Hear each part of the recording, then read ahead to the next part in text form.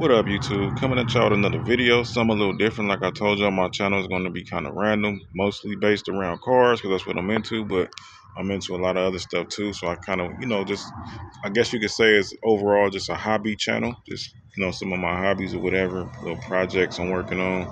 But yeah, so here's my '89 YZ250. Nice vintage old bike. Could have got a newer bike, which I am going to get a newer bike, but I like the nostalgia of the old bike, so I wanted to get an '89 somewhere up in that era.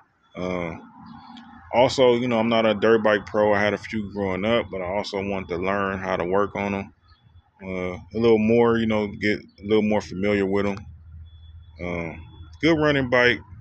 Like I said, it's a 250. Got a lot of power to it. I do plan on eventually taking this bike completely apart and redoing the bike. New plastics, new wheels, new pipe. I want to put an FMF pipe on it. I already had an FMF silencer, as you can see. I want to take the frame, either I'm gonna paint it or have it powder coated. Just go through it. I'm doing my research on things that could be upgraded, like the forks. Right now, I'm looking into like what forks are compatible with it. Just upgrades. I want to pull the motor apart, do another top end on it, and check the crank and stuff for end play. Just make sure it's tight, less things to worry about. One thing that is wrong with this bike, but I actually fixed it, rigged it up where it'll work for now. The fork, the shifter fork is stripped out. When I first got the bike, when I would try to shift the gears, the little shifter pedal kept on moving around. At first, I was like, why am I missing gears? And I realized it was actually moving on the fork, and the fork is stripped out. But the downside about older bikes is the parts are a bit defined. Certain parts are. With that being said, the forks on these bikes, I think they're only made like 2 years, 1 year or 2 years. I think 88 and 89, if I'm not mistaken. So they're a bit defined, and when you do find them, people want to arm in the leg. I did find one on eBay, but they wanted an arm and a leg, so I kind of passed on it, and it wound up selling eventually. But with that being said, worst case scenario, I can take the fork out, cut it, and just add another end off another fork, just kind of connect the two, have it welded up, and it'll work. It's things you can do if you can't find the original parts. But yeah, so we'll walk around on the bike. I also want to change the seat. Put the original, well, it is the original seat, but I want to change the cover on the seat and put the original cover that would have said Yamaha on the side. Got rental bars on it. I do plan on changing these, probably the blue ones, because I'm gonna go with the factory white plastics, but I'm gonna do blue decals on it. So I want to go with some nice powder coated wheel hubs. I'm not sure what color wheel hubs I'm gonna do, but I want to go with some nice powder coated or the gold color ones.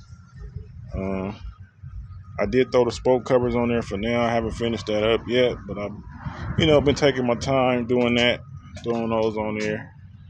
But yeah, overall, it's a nice bike. Like I said, I've been having bikes through the years, but I never got too in depth into them. Besides the one I had before this, which is I'll probably do another video on that one too. I have a 2000 RM80 that I bought from a guy in a crate. Um, Little weirdo. I don't know why I actually bought the bike from the guy. Like, I went to see it, and it was a crate. It was all took apart. He was like, "Oh, I got everything for it."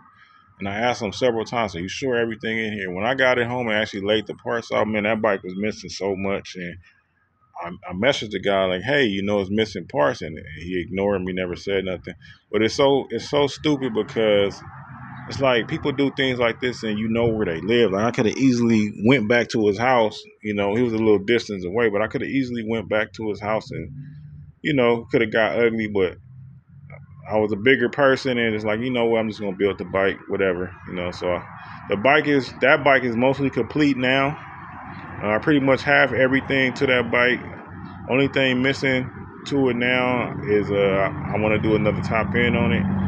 new piston and ring on that bike, and I need a power valve, because so that's something else he did. He when he gave me the bike, it's an RM80, and he gave me RM85 cylinder, which I didn't pay no attention when I bought it. RM85 cylinder won't fit in a 80 case unless you machine the skirts. On an 85 cylinder, the skirts are thicker, it won't drop into the case, a 80 case. So I've been filing these down just to hopes to make it fit in on that case and fit flush and everything like that. But obviously you can get it done. You can make it work. So you can make an 85 cylinder, early RM85 cylinder fit on an 80, like a late 90s to, I say late 90s to maybe like a '01 RM80. Maybe before that, I'm not too familiar with the older ones, but you can make a RM85 cylinder fit on a RM80. But yeah, man, nice bike, does ride cool, pretty fast bike. Like I said, just need to be going through. Oh yeah, another update while I got it out. 96 the 96 GT Vertigo. I did wind up doing a little update to it. I changed the seat post, put a layback seat post on it. If you look at the previous video, I had a straight seat post because that's what I had laying around. But obviously, I don't like that. To me, it ain't a GT without that layback on there. So I ordered up a nice chromoly layback seat post, and as you can see, it completely changed the look on it. But yeah, man, just wanted to give y'all a little content. All right, y'all.